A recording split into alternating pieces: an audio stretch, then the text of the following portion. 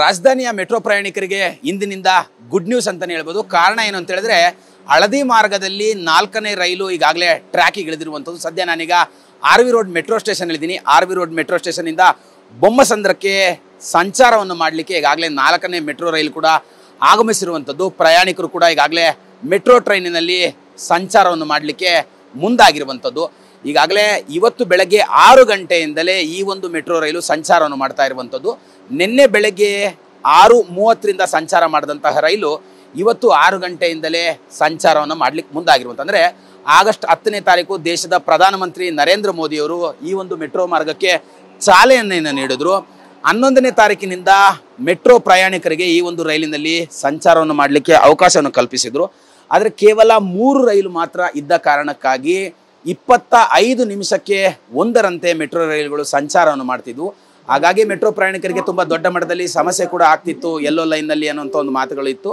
ಹಾಗಾಗಿ ಇವತ್ತು ಬೆಳಗ್ಗೆ 6 ಗಂಟೆಯಿಂದಲೇ 4ನೇ ಮೆಟ್ರೋ ರೈಲು ಸಂಚಾರವನ್ನು ಆರಂಭ ಮಾಡಿರುವಂಥದ್ದು.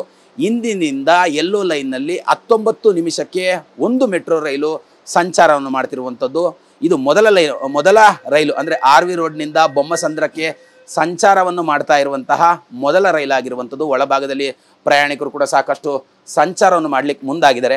ಕಾರಣ, ಈಗಾಗಲೇ ಇಷ್ಟು ದಿನಗಳ ಕಾಲ ಈ ಒಂದು 19.15 ಕಿಲೋಮೀಟರ್ ವಿಸ್ತೀರ್ಣವೇನಿತ್ತು, ಆ ವಿಸ್ತೀರ್ಣದಲ್ಲಿ ನಮ್ಮ ಮೆಟ್ರೋ ರೈಲುಗಳು ಸಂಚಾರವನ್ನು ಮಾಡ್ತಿದ್ವು. ಆದರೆ 25 ನಿಮಿಷಕ್ಕೆ ಒಂದರಂತೆ ಮೆಟ್ರೋ ರೈಲುಗಳು ಸಂಚಾರ ಮಾಡ್ತಿದ್ದರಿಂದ ಪ್ರಯಾಣಿಕರಿಗೆ ಸಾಕಷ್ಟು ಸಂಕಷ್ಟ ಉಂಟಾಗ್ತಿತ್ತು. ಇವತ್ತಿನಿಂದ 19 ನಿಮಿಷಕ್ಕೆ ಒಂದು ಮೆಟ್ರೋ ರೈಲುಗಳು ಕೂಡ ಸಂಚಾರವನ್ನು ಮಾಡ್ತಿರುವಂಥದ್ದು. ಈ ಒಂದು ಮೆಟ್ರೋ ಮಾರ್ಗದಲ್ಲಿ ಒಟ್ಟು 16 ಮೆಟ್ರೋ ಸ್ಟೇಷನ್ಗಳಿರುವಂಥದ್ದು. ಅಂದರೆ ಆರ್ ವಿ ರೋಡ್ನಿಂದ ಬೊಮ್ಮಸಂದ್ರದವರೆಗೆ ಈ ಒಂದು ಮೆಟ್ರೋ ರೈಲುಗಳು ಕೂಡ ಸಂಚಾರ ಮಾಡುವಂಥದ್ದು. ಸದ್ಯ ನನಗೆ ನಿಮಗೆ ದೃಶ್ಯದಲ್ಲಿ ತೋರಿಸ್ತಾ ಇದ್ದೆ ಇಷ್ಟೊತ್ತು ಯಾವ ರೀತಿಯಲ್ಲಿ ಮೆಟ್ರೋ ರೈಲು ಸಂಚಾರವನ್ನು ಮಾಡಲಿಕ್ಕೆ ಆರಂಭ ಮಾಡಿದೆ ಅಂತೇಳಿ.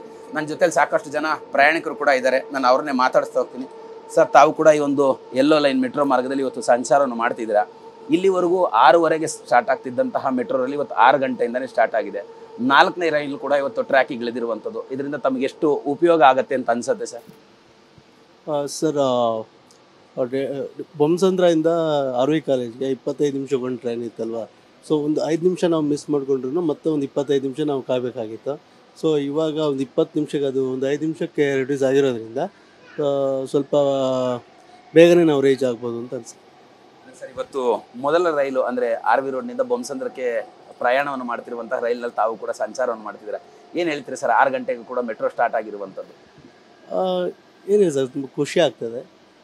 ಸ್ವಲ್ಪ ಬೇಗ ರೀಚ್ ಆಗ್ಬೋದು ಕೆಲಸಕ್ಕೆಲ್ಲ ಹೋಗುವಾಗ ಅಷ್ಟೇ. ಈಗ ತಾವು ಕೂಡ ಹೇಳ್ತಾ ಇದ್ದೀರಿ 25 ನಿಮಿಷಕ್ಕೆ ಒಂದರಂತೆ ಮೆಟ್ರೋ ರೈಲು ಸಂಚಾರ ಮಾಡ್ತಿತ್ತು. ಇವತ್ತಿನಿಂದ 19 ನಿಮಿಷಕ್ಕೆ ಒಂದು ಅಂತಂದರೆ 6 ನಿಮಿಷಗಳ ಕಾಲ ಉಳಿತಾಯ ಆಗುತ್ತೆ. ಬೆಂಗಳೂರಲ್ಲಿ ಸಾಮಾನ್ಯವಾಗಿ ಪ್ರತಿಯೊಂದು ನಿಮಿಷ ಕೂಡ ಇಂಪಾರ್ಟೆಂಟ್ ಆಗುತ್ತೆ. ಈ 6 ನಿಮಿಷ ಉಳಿತಾ ಇರೋದ್ರಿಂದ ತಮಗೆ ಎಷ್ಟು ಮಟ್ಟಿಗೆ ಸಹಾಯ ಆಗುತ್ತೆ? ಅಂದರೆ ಬೇಗ ರೀಚ್ ಆಗ್ಬೋದು. ಅದು ಬಿಟ್ಟರೆ ಮತ್ತೆ ಸರ್, ಹಿಂದೆ ತಾವು ಈ ಒಂದು ಮಾರ್ಗದಲ್ಲಿ ಬಸ್ಸಲ್ಲೋ ಕ್ಯಾಬಲ್ಲೋ ಆಟೋದಲ್ಲೋ ಓಡಾಡುವಂಥ ಸಂದರ್ಭದಲ್ಲಿ ಎಷ್ಟು ಗಂಟೆಗಳಾಗ್ತಾ ಇದ್ವು? ಈಗ ಮೆಟ್ರೋ ಆರಂಭವಾಗಿರೋದ್ರಿಂದ ತಮಗೆ ಎಷ್ಟು ಸೇವ್ ಆಗ್ತಿದೆ ಅಂತ? ಅದೇ ಸರ್, ಹೇಳಬೇಕಂದ್ರೆ ಒಂದು ಎಕ್ಸ್ಪೀರಿಯನ್ಸ್ ಹೇಳಬೇಕು ಅಂದರೆ ನಾವು ಸಿಂಗ್ಸಂದ್ರದಿಂದ ಮೆಜೆಸ್ಟಿಕ್ ಮಂತ್ಲಿ ರೈಲ್ವೆ ಸ್ಟೇಷನ್ಗೆ ಟ್ರೈನ್ ಹಿಡಿದು ಶಿವಮೊಗ್ಗ ಹೋಗ್ತೀವಿ. ಸೊ ಅಲ್ಲಿ ನಮಗೆ ಒಂದು 1.5 ಅವರ್ ಜರ್ನಿ ತಗೊಳ್ತಿತ್ತು. ಸೊ ಇವಾಗ ನಮಗೆ ಲಾಸ್ಟ್ ಟೈಮ್ ನಾನು ಹೋದಾಗ ಒಂದು 55 ನಿಮಿಷದಲ್ಲಿ ಸಿಂಗ್ಸಂದ್ರದಿಂದ ಮೆಜೆಸ್ಟಿಕ್ಗೆ ಟೋಟಲ್ 3 ಲೈನ್ ಚೇಂಜ್ ಮಾಡಿ KSR ಒಳಗಡೆ ಒಂದು 55 ನಿಮಿಷದಲ್ಲಿ ಎಂಟರ್ ಆಗಿದೆ. ಈ ಎಲ್ಲೋ ಲೈನ್ ಓಪನ್ ಆದಮೇಲೆ ತಮಗೊಂದಷ್ಟು ಈ ಮಾರ್ಗದಲ್ಲಿ ಟ್ರಾಫಿಕ್ ಕಡಿಮೆ ಆಗಿರುವಂಥದ್ದು, ತಮಗೂ ಓಡಾಡಲಿಕ್ಕೆ ಸಹಾಯ ಆಗಿರುವಂಥದ್ದು ಆಗ್ತಾ ಇದೆಯಾ ಅಂತ? ಆಗ್ತಾ ಇದೆ ಸರ್. ಅದೇ ಹೇಳಿದ್ನಲ್ಲ ನಾನು, 55 ನಿಮಿಷದಲ್ಲಿ KSR ಒಳಗಡೆ ಎಂಟರ್ ಆಗಿದ್ದೀನಿ ಅಂದರೆ ಸೊ ನನಗೆ ಟ್ರಾಫಿಕ್ ಎಲ್ಲ ಅವಾಯ್ಡ್ ಆಗ್ತಾ ಇದೆ ಅಂತ. ಅಂದರೆ ಇವಿಷ್ಟು ಕೂಡ ಮೆಟ್ರೋ ಪ್ರಯಾಣಿಕರು ಹೇಳ್ತಾ ಇರುವಂಥದ್ದು. ಇವತ್ತು ಬೆಳಗ್ಗೆಯಿಂದ 6 ಗಂಟೆಗೆ ಮೆಟ್ರೋ ರೈಲು ಆರಂಭ ಆಗಿರುವಂಥದ್ದು.